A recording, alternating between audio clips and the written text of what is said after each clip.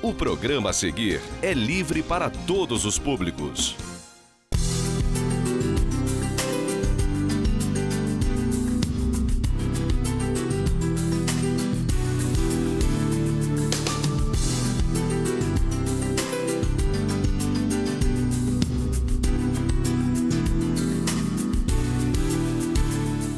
Olá, estamos iniciando mais um programa Muito Mais Saúde e hoje nós vamos falar sobre uma profissão às vezes não tão conhecida, mas de muita importância, que está no nosso dia a dia, que é a questão do farmacêutico, né? Está aqui presente conosco no programa de hoje o farmacêutico Alexandre Faria Storck, e ele vai falar um pouquinho sobre a profissão dele, contar um pouquinho a experiência que levou a fazer essa formação, né, de farmacêutico, e dar algumas dicas aí para quem quisesse também seguir o mesmo caminho.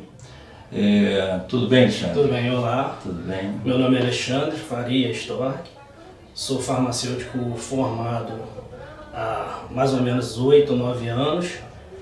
Eu escolhi a profissão de farmacêutico porque eu sempre quis alguma coisa da área de saúde, ligada a medicamentos. E a dica para quem queira entrar no ramo é gostar de medicamento, química, física, matemática. Usa muito isso, né? Usa muito isso na faculdade. Algumas pessoas pensam que farmacêutico é só farmacêutico em drogarias. Mas não, o farmacêutico tem um amplo campo de trabalho também. São 74 áreas, eu posso até dizer algumas para vocês aqui. O farmacêutico pode trabalhar com consultório próprio, pode trabalhar em banco de sêmen, pode trabalhar em farmácia hospitalar, dentre outros campos.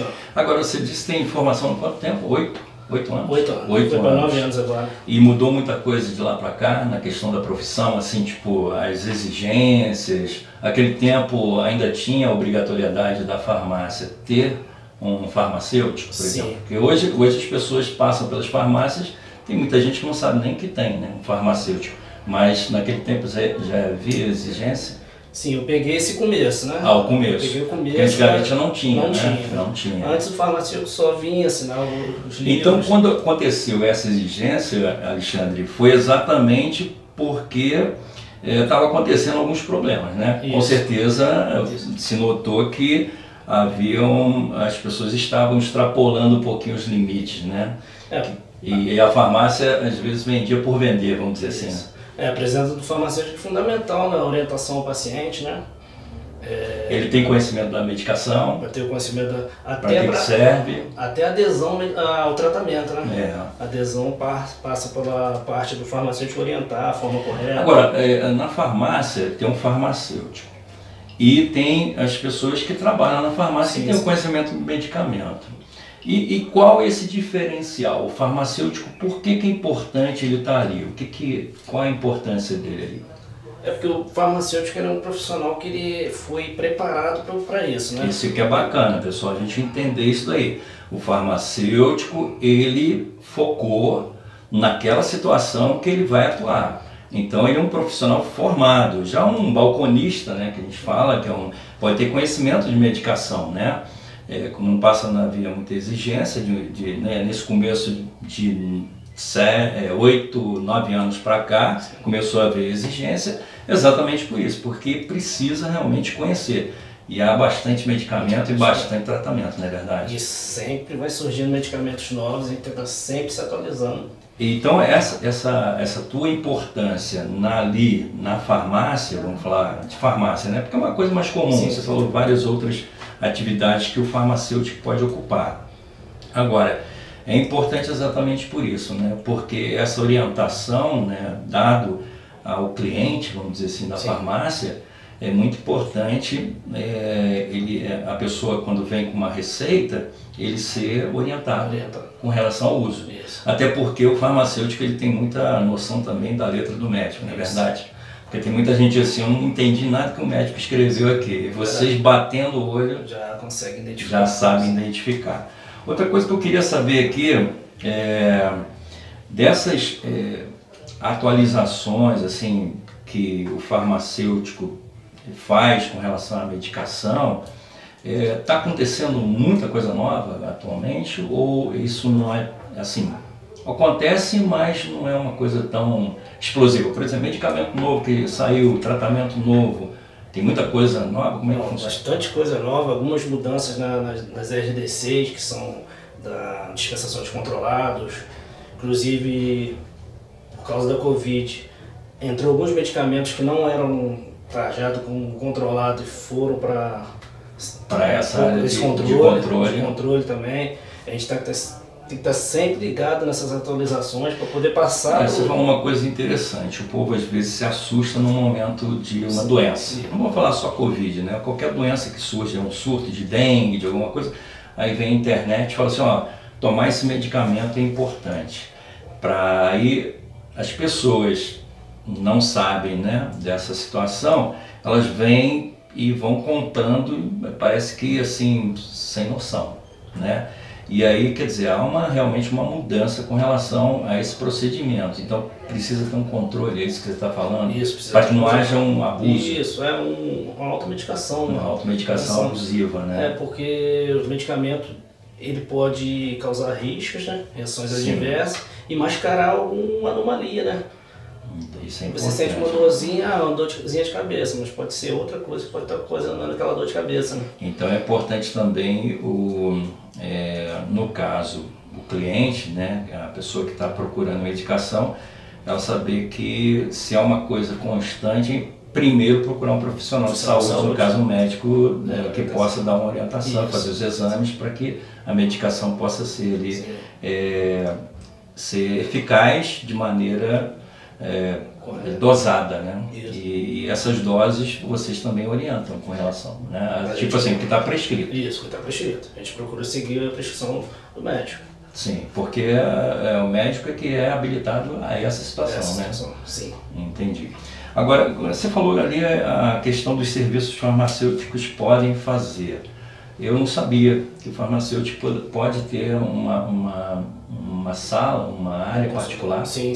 Aí o que ele realiza nesse espaço? Então, esse espaço, você pode ter um contato primário com o paciente, tipo uma triagem antes de procurar a unidade de saúde, né? Entendi. Nesse espaço você pode fazer aferição de pressão, glicemia capilar, que é a diabetes. Pontinha do dedo de diabetes. Né? Você também pode fazer furo auricular. Então está tudo habilitado. Tudo habilitado pelo farmacêutico. Aí quando você observa que há algum problema mais sério, você indica a especialidade. Vocês podem fazer isso. No caso assim, tipo, você tem que procurar um endócrino, um cardiologista. Então vocês podem fazer indicação. Para a gente farmacêutico, a gente só está autorizado a prescrever os MIP, né, que são os não tarjados. Os tarjados sempre vai ser com o médico. Entendi. Então essas medicações que não tem essas tarjas vermelha, azul e tal, vocês podem. A gente pode indicar o tratamento ao paciente. Entendi. E quais são as medidas, então você falou sobre a questão da Covid. Quais são as medidas que foram colocadas hoje para o farmacêutico com relação à Covid? Então, a gente procura seguir as medidas do Ministério da Saúde, né? Foi passado para a gente. Tivemos que fazer um POP, que é um manual, né, de procedimentos operacionais padrões dentro da farmácia. Explica um pouquinho essa palavra aí, o que significa isso? É um manual de procedimentos. Procedimentos que ocorrem dentro da farmácia, e esse procedimento tem que ser realizado por todos os colaboradores. E quem faz isso é o farmacêutico? O farmacêutico faz isso. Ele está habilitado com relação a esse procedimento. Isso. E vamos dar um exemplo de procedimento aí na farmácia para o Covid. Para o Covid, então, nossos funcionários, todos eles, a gente tem até um livro. Manual, no caso, se diz? A gente tem um livro de controle, a gente tem feito o controle de temperatura dos funcionários. Sim, eu entendi. Então, no caso, vocês criam um protocolo interno. Isso, protocolo interno. Entendi. Aí nesse protocolo tem Todas essas verificações. Aferição de temperatura. A gente procura orientar. Teve um treinamento, né? Sim, sim. Orientar eles em relação à importância de lavar as mãos com sabão, água e sabão, o uso do álcool gel. Sintomas, vocês falam também, com relação aos sintomas. Dor de cabeça, tosse, essas coisas, tem que avisar. Tem que avisar. Chegou na farmácia, isso vocês fazem esse controle, né? Tipo assim, todo dia verificado? Todo dia verificado. E caso tenha algum sintoma, a gente procura afastar esse funcionário. Persistindo esse sintoma, pede para procurar a unidade mais próxima de saúde para que seja feito o teste. Hoje até mudou bastante coisa, né, Alexandre? Porque na realidade, antigamente havia um protocolo muito de espera, né? Aguardar, piorar às vezes o caso para poder procurar. Hoje, já tendo sintomas, já pode procurar as redes de saúde aí, né? Os postos de saúde. E isso é importante as pessoas saberem, né? Porque muitos às vezes esperam a coisa complicar, né? E essa doença é muito rápida, né? 5 dias ela já pode dar uma complicação séria, até antes um pouquinho, 3 a 5 dias, aí, dependendo da questão imunológica da pessoa, né? Por isso da nossa orientação procurar o posto de saúde para não ter um diagnóstico precoce, né? Sim. A gente não fala, você está com isso, não. Procura a unidade de saúde, você vai fazer o exame e vai detectar. E hoje, então, vocês estão sempre sendo orientados e atualizados com relação ao Covid-19. E como é que funciona esse contato com os farmacêuticos? Vocês têm uma federação? Sim. Eles entram em contato com vocês? Como é que funciona? A gente tem o Conselho Federal. A gente tem o Conselho Federal de Farmácia e o Conselho Regional. E o Conselho Regional sempre passando informações, sempre atualizando. Nós tivemos que fazer um curso da Covid para poder a gente ter até o que tá acontecendo, no caso, para vocês terem uma base para poder, sim, de atualização do que está sendo lidar com a situação. Até com relação à medicação, né? Isso. Porque houve essa controvérsia, cloroquina, ivermectina e tal, então essas coisas vão mudando, vocês vão também se colocando e o que é exigido por lei vocês vão cumprindo. Uma coisa hoje está funcionando de um jeito, amanhã pode... Inclusive eles colocaram alguns medicamentos no controle, sim, a gente tem que ficar atualizado, retiraram após 3 meses. Entendi. A gente sempre está nessa atualização. Até para passar esse susto, né? Porque às vezes... O pessoal estava muita procura. Aquilo que a gente fala. A automedicação estava alta. As pessoas estavam assustadas, olham para a internet e veem, procura isso, procura aquilo, vão para a farmácia e de repente ao abuso, né? Daquela medicação. Às vezes tomam sem saber. A gente acaba chamando de uso indiscriminado. Indiscriminado. E isso que é o complicador, né? E aí teve que levar um tempo para que realmente pudesse dar uma acalmada, né, nos ânimos, para que as pessoas pudessem, e vocês sentiram isso, sim, né? Sim, esse susto das pessoas, a procura, tem isso, tem aquilo, tem não sei o que lá e tal. Chegou a ter até falta de alguns medicamentos com a procura tão alta. Bom, a gente vai dar uma paradinha agora para os nossos comerciais, daqui a pouquinho a gente volta um pouquinho mais falando sobre essa questão do farmacêutico.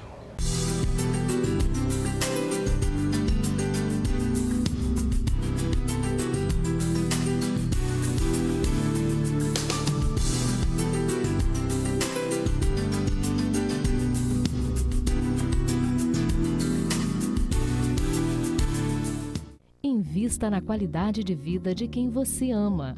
A Pousada Outono trata com muito carinho e respeito aqueles que passaram a vida toda cuidando de você. Com uma equipe altamente especializada, oferecem aos idosos atividades terapêuticas e de lazer em um ambiente acolhedor, cercado pela natureza. Pousada Outono, o melhor em hospedagem e cuidados para a terceira idade.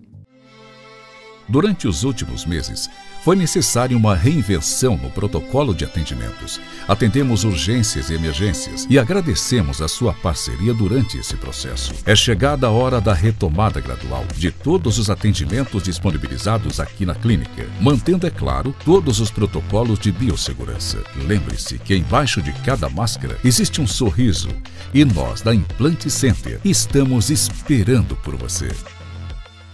Você tem perda auditiva? Na Audioserra, a seleção e adaptação de aparelhos auditivos são personalizadas. Tratamento de zumbido, recarregáveis com conectividade e resistentes à umidade. Aparelhos discretos que combinam com você. Acompanhamento por fonoaudiólogos especializados. Teste já o melhor aparelho sem compromisso.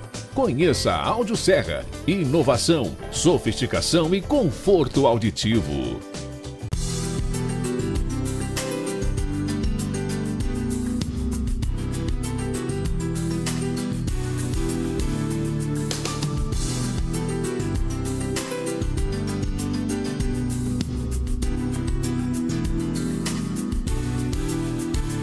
Estamos de volta do programa Muito Mais Saúde, hoje entrevistando aqui o farmacêutico Alexandre. Ele já vinha falando sobre a formação dele, falando um pouquinho, né, como foi a experiência de ter escolhido essa profissão. E nós falamos também da importância do farmacêutico na farmácia, a atuação dele, em quais momentos ele pode atuar. E agora nós vamos falar um pouquinho mais sobre a profissão dele, né? Eu gostaria de saber, Alexandre, na formação do farmacêutico, o que é preciso? Você falou que a pessoa tem que gostar, né, de mexer com medicamentos, com parte química, física. Mas assim, depois você vai e faz no caso, o vestibular, não é isso? Isso. E hoje, aqui em Friburgo, são quantas faculdades que prestam esse tipo de trabalho, né, de curso? São duas faculdades. Sim. E, logicamente, você pesquisou para saber qual que você iria fazer. E aí, quanto tempo levou para se formar? Foi difícil no começo? Como é que foi? Complicado no começo. A minha formação foram em 4 anos, que era a formação antiga, né? Formação nova agora são 5 anos, né? E você já tinha alguma coisa que você fazia antes? Já trabalhava em farmácia, não? Não trabalhava na área de saúde. Você escolheu mesmo, alguma coisa te impulsionou para isso? Isso. Aí você chegou lá, era o que você imaginava? Foi? Ou foi ainda mais apertado ainda? Não, foi um pouco difícil, mas eu acabei gostando. Aquele períodozinho que a gente tem da adaptação, né? Os 3 primeiros períodos são os mais... mais pressão, né? Você trabalhava na época? Trabalhava, né? Tem que... Trabalhava, tinha que conciliar. Teve ajuda do governo na formação? Fez algum... Sim, eu tive desconto pelo ProUni, né? Ah, bacana. Então, pessoal, você que está aí procurando, né? Saiba que tem que gostar de algumas matérias aí, porque a coisa também não é fácil assim não, porque chegar às vezes numa farmácia e encontrar um farmacêutico, 4 anos de formação, muita vontade, né? Muita vontade de falar, de fazer, né, a profissão, mas tem que estudar bastante também, e é um período realmente de adaptação. Eu já passei isso, fiz a faculdade de administração. No começo dá um pouquinho de vontade até de desistir, parece que você não vai conseguir com tanta coisa trabalhando. Eu viajava muito e quem trabalha sabe como é que isso funciona. Mas depois a gente vai passando, o nosso cérebro é capaz, né, se a pessoa gosta, é capaz de assimilar e entrar no ritmo da faculdade. Bom, voltando ao assunto, quer falar um pouquinho? Uma dica que eu dou ao pessoal que hoje a formação na graduação é formação de farmacêutico generalista. O que eu deixo de dica para quem pretende ingressar no curso, terminou o curso, faz uma especialização em alguma área que você gosta de atuar. Sim. Você pode fazer na parte de análise clínica, na farmácia comunitária, tem várias áreas que você pode... Isso é importante, né? Que o mercado do trabalho, principalmente farmácia comunitária, está bem exigindo. Tá bem chato. Sim, tem bastante. Então você tem que procurar realmente uma formação, uma graduação no caso. Já que tem ramificações para trabalhar em diversos segmentos, Procurar fazer Então uma especialização. procurar, e hoje você está buscando essa... Sim, eu iniciei um curso de pós-graduação da Vigilância Sanitária e Farmácia Clínica. Entendi. E aí como é que é? Você todos os dias? Não, né? Não são todos os dias. Sim, aí tem um dia na semana Isso. que você faz. Porque aí já não há necessidade também de você ficar... Isso. Você faz até porque você já está exercendo a profissão e tem que ter tempo para aquilo ali. Isso. Né? Então a graduação realmente ela sempre é um período assim, na semana menor, mas que exige também muito conhecimento, muito estudo. Bom, estava falando com relação à importância farmacêutica na farmácia, com relação ao Covid-19, os protocolos que vocês seguem hoje dentro do espaço da farmácia, com relação aos funcionários, na medição de temperatura, né, acompanhamento dos sintomas, afastamento do profissional. Agora, quando vocês detectam um problema em um cliente, né, no caso, uma pessoa entra na farmácia e ela demonstra, né, que está ali com algum desses sintomas. O que é a importância farmacêutica nessa hora? Então, primeiramente a gente procura tranquilizar o paciente, porque assusta, né? Assusta. E procura conversar, pegar o máximo de informações dele, não dar um diagnóstico precoce. Sim, até porque não é o local. Não é o local de diagnóstico precoce. Diagnosticar, né? Tendo em vista as informações dele, se baterem com suspeita, a gente orienta, procure unidade de saúde mais próxima. Unidade de saúde mais próxima. Lá vai ter um exame, um diagnóstico preciso para você.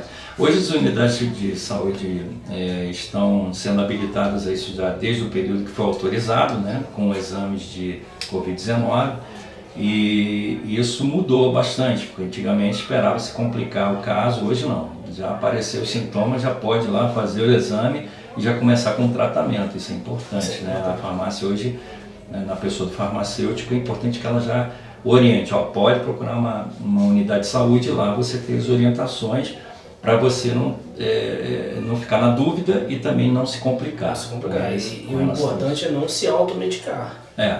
Isso aí é bacana que ele está falando. A questão da automedicação nesse momento é perigosa. Você pode estar prejudicando o outro lado que você não sabe. A medicação ela tem o controle, está sendo controlada e não pode ser abusiva, né? E tem pessoas que abusam mesmo. Elas pegam ali, acham que tomando mais vai se prevenir com mais rapidez e aí acontece o inverso, complica o caso. Nada comprovado cientificamente que há, né, as medicações que estão sendo liberadas aí, na prática há uma melhora, tal, tudo bem, né? Mas quem vai fazer isso, habilitar isso, é o médico, né? É ali o município que está orientando, então vá para uma unidade de saúde para que ele possa ali procurar um profissional especializado. Mesmo. Então a farmácia não tem essa autorização, né, de medicar, né? Então, gente, isso é importante. Outra coisa, a pessoa agora entra no espaço da farmácia, tem que seguir um protocolo, não é isso? Sim. Vocês criam ali uma distância de segurança, mas muitas pessoas às vezes ainda não sabem da importância dela seguir um protocolo interno com relação a outras pessoas que estão entrando. Sim. Como é que funciona isso aí? Então, aqui nós tivemos que é importante. Tivemos que dar um treinamento para a equipe, né, para poder lidar com essa situação. Vamos dizer, mas isso aqui não. Todas as medidas são distanciamento, uso de máscara, não pode entrar na loja sem a máscara, higienização com álcool e gel a gente tem lá na porta da loja, temos aqui no balcão também. Isso é importante seguir os protocolos de segurança. E a questão também das pessoas terem consciência, né? Porque muitos entram assim, né, vão ver perfumaria, outra coisa e se aglomeram, então é importante distanciamento. Então não ficar estressado aí com farmacêutico ou balconista, né, ou a pessoa que está ali atendendo, né, tem uma distância na fila. Que de repente alguém chegar para você, olha, pode manter uma distância aqui, então não vamos nos estressar, né, com a pessoa que está querendo o teu bem aí do outro lado. Manter o distanciamento é importante. Com relação também, a gente fala sobre aplicações injetáveis, né? Como é que funciona isso hoje na farmácia? Qual a importância do farmacêutico nessa situação? Então, primeiramente, a gente segue toda a recomendação da vigilância sanitária, né? Que é um espaço físico adequado, com uma bancada, tem também a parte para apoio de braço. Sim, o apoio no caso. Isso, a pia, o material para descarte, que é um descarte diferenciado, né? Um descarte para incineração não pode ser misturado ao lixo comum. Lixo comum. Isso é importante porque, aliás, eu queria, sobre esse assunto aí, dizer para você que tem um descarte em casa, a gente chama isso lixo biológico. Muito cuidado com essa situação, tá, gente? Tem os lixeiros aí que às vezes são expostos a seringas, né? Indicado, a gente trabalha com um descartac, que chama. O descartac, ele já é exclusivo para isso. Uma caixa fechada. Mas tem pessoas que aplicam em casa, né? Então, a recomendação sua é que essas pessoas também procurem colocar isso num espaço separado para que não haja de segurança, uma caixa de papelão grosso, né? Essas seringas que eles utilizam. Geralmente ela tem uma capinha protetora. Uma capinha, coloca a capinha, é descartável, joga nessa caixinha, nessa caixinha, separada do outro lixo. Separada do lixo normal. E deixa ela guardada, né, até ela encher, né, e leve... O ideal é levar para a unidade de saúde, que lá vai ser feito... isso que eu estou esperando ele falar, unidade de saúde, gente. E lá na unidade de saúde, não é chegar na unidade de saúde e jogar no lixo da unidade de saúde, não. É entregar e avisar o que você está entregando, para que eles possam dar o fim, né, a direção adequada para esse tipo de lixo, que não é do jeito que a gente pensa que é, não é jogado aí, né, ao ar livre, aí tem toda uma disposição, né, segue todo também um protocolo com relação a isso. Medicamentos químicos, não só os injetáveis, mas também os medicamentos, o ideal que leve... Sim, aqueles que sobrem, que estão vencidos ou deteriorados, levar para a unidade de saúde. Isso é importante, né? Você que tem medicação vencida aí, olha lá na tua gaveta, na tua caixinha de medicação, não vai jogar lá no lixo não, porque é muito sério. Aqui a gente trabalha com uma empresa de coleta própria para isso. Essa empresa, todos os meses a gente tem um espaço para esse tipo de medicação. Entendi. E esse descarte, ele vem, busca, a gente assina o protocolo, leva. Tá. Bom, a gente está chegando no finalzinho do nosso programa. Se você quiser falar um pouquinho aí sobre as tuas dicas com relação a esse momento agora, está na hora. Você pode falar se você está querendo seguir essa profissão, repetir aquilo que você já disse, falar sobre os protocolos de segurança. Um espaçozinho para você. Eu gostaria de falar para o povo que o ideal é ficar em casa nesse momento. Se não puder ficar em casa, máscara, álcool sempre na bolsa. Se for espirrar, tossir, leve o cotovelo, que é mais seguro. Procurar evitar lugares de aglomeração. Essa questão você falou da aglomeração, né? Está acontecendo muito. Está acontecendo muito. E as pessoas ainda não estão atentas para isso. Não estão atentando. Então a orientação que você diz é evitar. Evitar. Porque quando acontece não é brincadeira. Então acho, pessoal, a dica dele é importante. Agora, com relação à pessoa que quer seguir essa profissão, dá mais umas dicas aí. Uma profissão muito boa. Se você se dedicar, você gostar, muito boa. Cai de corpo e alma mesmo. Corpo e alma. E tem que gostar de pessoas, né? Tem que gostar de pessoas. Tem que ter paciência. Principalmente saber lidar com o paciente. Porque vem gente de todo tipo, né? Todo tipo. Às vezes tem gente que chega aqui estressado, você com uma palavra você consegue contornar a situação. As pessoas hoje em dia estão muito estressadas, gente. Elas precisam de um tempo e às vezes, tem que entender que o profissional também é um ser humano. E eles têm que ter uma paciência muito grande, porque pega uma pessoa alegre, extrovertida, outro é mais tímido, um é nervoso, outro é calmo. Então vocês imaginem como é que é trabalhar num espaço assim, numa farmácia, e ter que dar orientação com relação a muitas doenças, né? Isso tem que estar muito bem posicionado na cabeça deles aqui. Então, você que pretende ser um farmacêutico tem que olhar todo esse lado. É importante isso. Bom, nosso programa está chegando ao final aí, a gente agradece a vocês e esperamos vocês num próximo programa aí, programa Muito Mais Saúde. Até a próxima.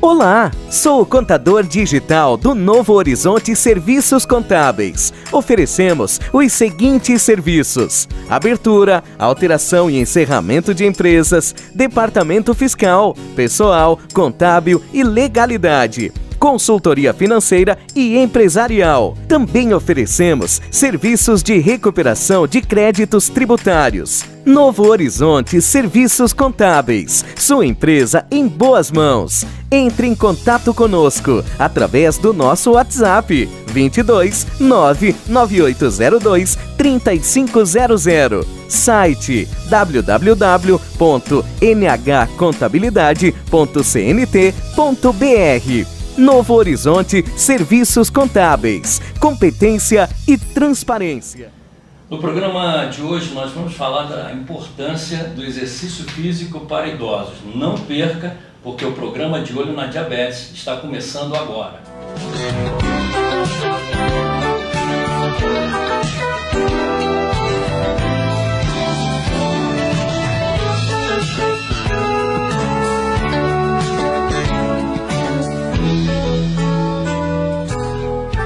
Olá, tudo bem? Estamos iniciando mais um programa De Olho na Diabetes, hoje aqui com o nosso convidado especial, Diego.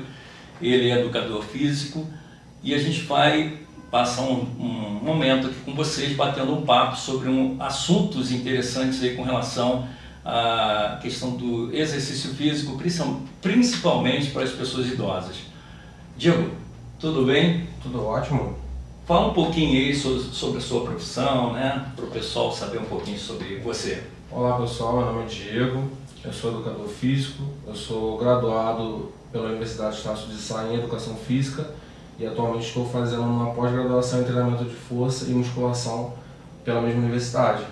Bacana. Então a gente já começou a conhecer um pouquinho mais sobre o Diego e agora a gente vai entrar num assunto muito importante aí, principalmente para os diabéticos, que é a questão do exercício físico.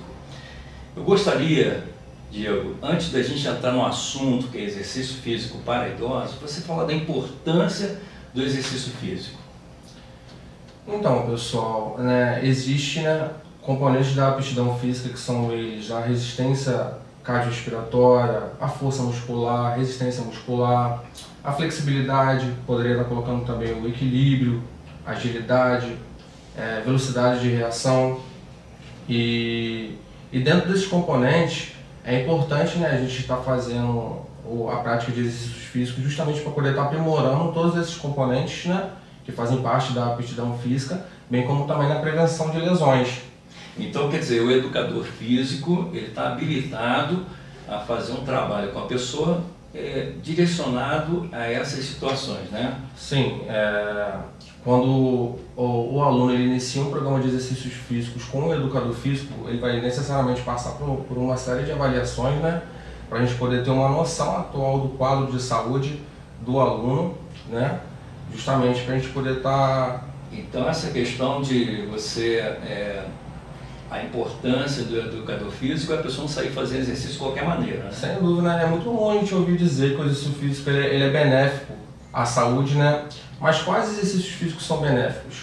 né? Qual a intensidade, qual o volume de treinamento. Para aquela pessoa, né? Exatamente. Porque às vezes a pessoa está ali, não está apta, né, a de repente logo pegar, por exemplo, uma musculação sem um preparo, né? Às vezes você vê muita juventude, né? Sim. A garotada muito nova, aí já logo pensa em entrar numa academia, vou malhar e tal, e aí pode haver até um acidente, né, vamos dizer assim, uma lesão com essa pessoa, porque se ela não for orientada por um educador físico. Sem dúvida, né? O exercício físico ele tem que ser direcionado, né, seguindo as necessidades e os objetivos do aluno. Sim, e aí o educador físico faz esse papel de direcioná-lo exatamente para aquilo que ele quer e até orientá-lo, né? Saber se ele pode ou não fazer aquele tipo de exercício. Com certeza, né? Sem dúvida. Agora a gente vai falar um assunto aí, que a gente vai começar a entrar nesse assunto, que é a questão do envelhecimento, né? A gente não pode comparar uma pessoa jovem, né, com uma pessoa que já está com uma certa idade, né? Por exemplo, eu estou com 55 anos, eu não posso me comparar a uma pessoa de 18, né? Ligamentos, musculatura, toda essa situação. Se eu quiser hoje iniciar uma parte de educação física, eu passei por um processo de envelhecimento, estou passando, todos nós, né? Como é que funciona isso aí? O envelhecimento é um processo que ele é caracterizado pela perda de função vital, né, do nosso organismo. Então existe uma perda de função vital do nosso sistema cardiovascular, dos nossos pulmões, dos nossos rins, uma perda cognitiva por parte do nosso cérebro. Então, a partir do momento que nós nascemos, o nosso organismo ele já entra num processo de degeneração, de desgaste, né, que nos acompanhará até os últimos dias das nossas vidas. Então esse é o processo de envelhecimento. Então é importante que a pessoa saiba que com o tempo, às vezes a pessoa quer pegar e fazer o mesmo ritmo de exercício e às vezes ela não pode, né? Alguma coisa vai acontecendo que algumas pessoas até têm uma capacidade maior, outras menores. Então o educador físico também vai compreender esse momento que a pessoa está passando, né? A questão do envelhecimento. Chegou uma pessoa aí de 18, é um comportamento, né? Quer dizer, é um direcionamento para certos exercícios. Já uma pessoa com uma certa idade e uma pessoa, por exemplo, idosa, é importante que ela faça exercício físico ou não, assim, sou idoso, não posso fazer exercício físico? Não, sem dúvida, os idosos devem praticar exercícios físicos, né? Mas como eu falei, de forma direcionada, né?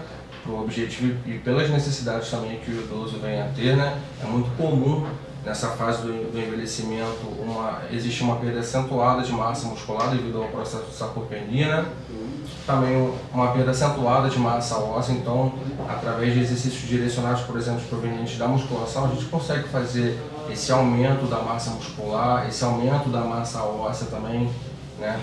Aí você começa a perceber o que é preciso, né? E isso é progressivo, né, Diego? Não é uma coisa assim que vá lesionar a pessoa. Não, sem dúvida. O aluno ele vai passar para uma série de avaliações que eu falei, né, inicialmente, e daí a gente vai adotar um protocolo de treinamento inicial e isso vai ter uma progressão gradativa, né, segundo a resposta que ele der aos exercícios, né?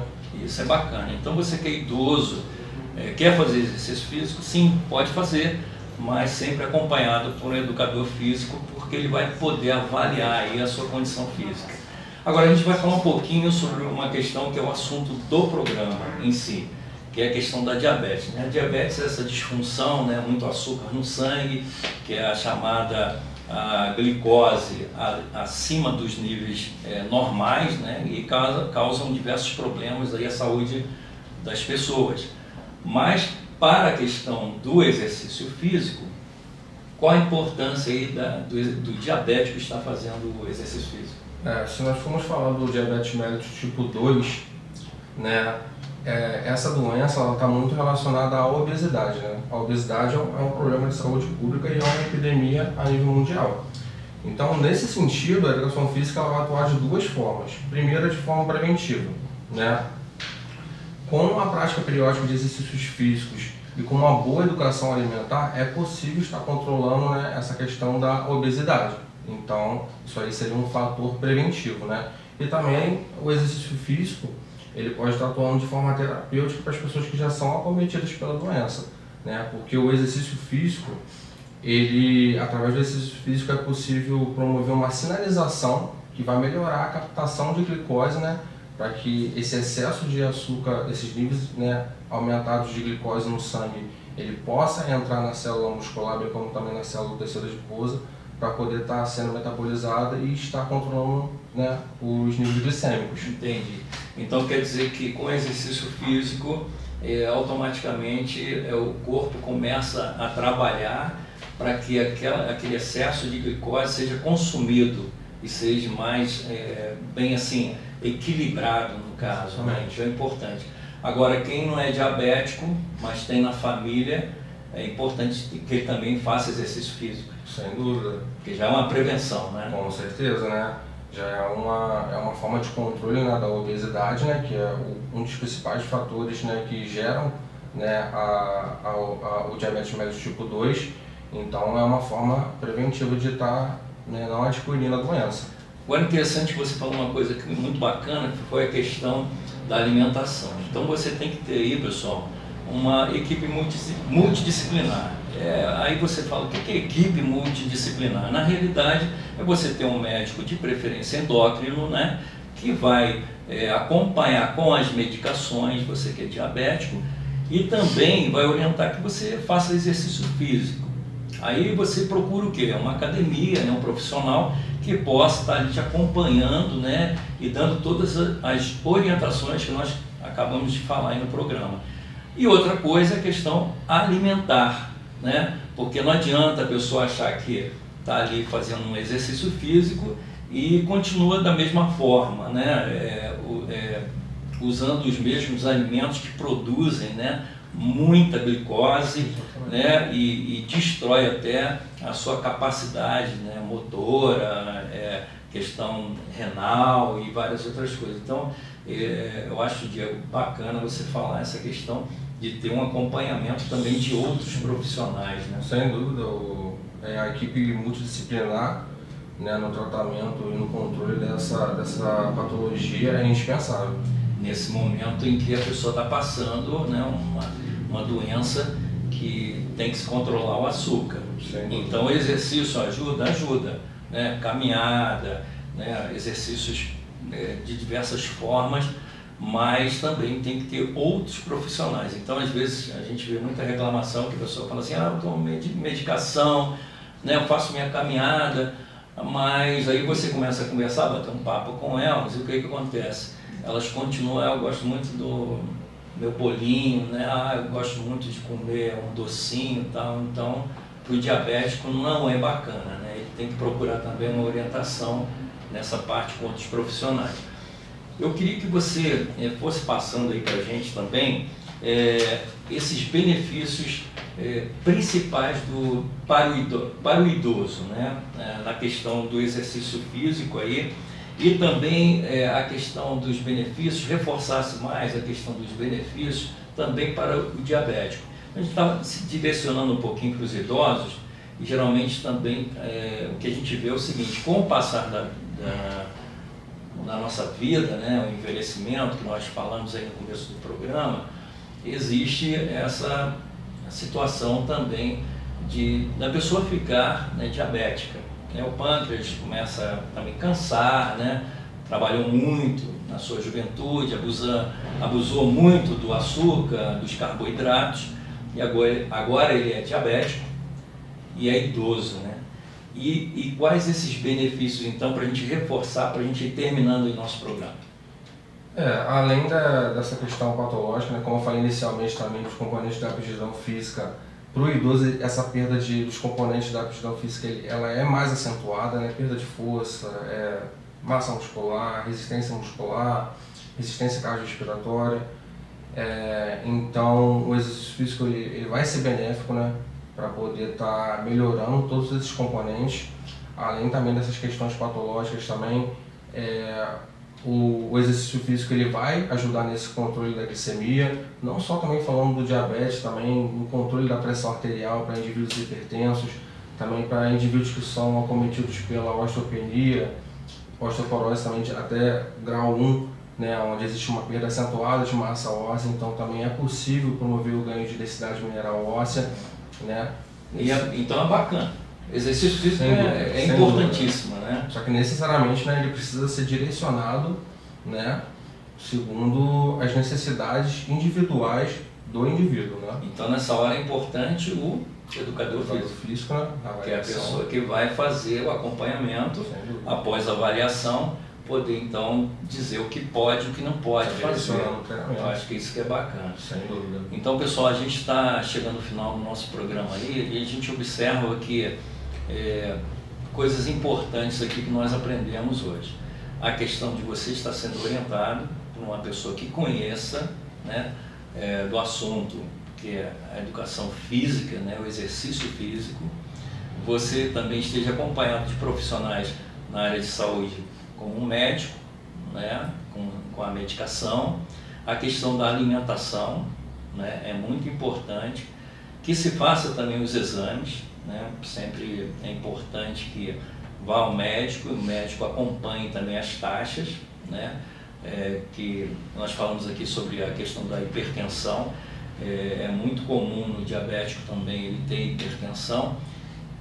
E a gente está aí terminando esse programa de Olho na Diabetes, dando a oportunidade ao Diego aqui, com as últimas palavras, terminando aí nosso programa. Ronaldo, eu gostaria de aproveitar a oportunidade, eu poderia estar deixando o meu contato profissional? Sim, pode deixar.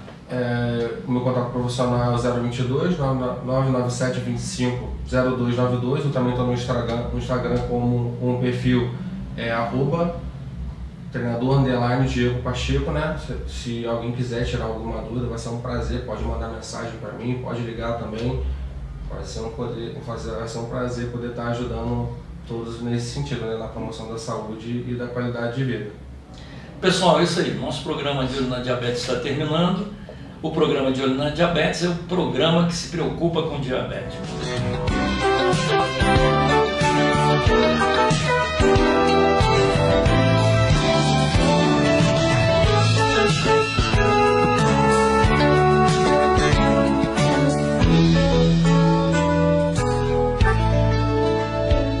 Olá, sou o contador digital do Novo Horizonte Serviços Contábeis. Oferecemos os seguintes serviços: abertura, alteração e encerramento de empresas, departamento fiscal, pessoal, contábil e legalidade, consultoria financeira e empresarial. Também oferecemos serviços de recuperação de créditos tributários. Novo Horizonte Serviços Contábeis, sua empresa em boas mãos. Entre em contato conosco através do nosso WhatsApp 22 99802 3500. Site www.nhcontabilidade.cnt.br. Novo Horizonte Serviços Contábeis, competência e transparência. Este e outros programas você assiste no aplicativo TV Zoom.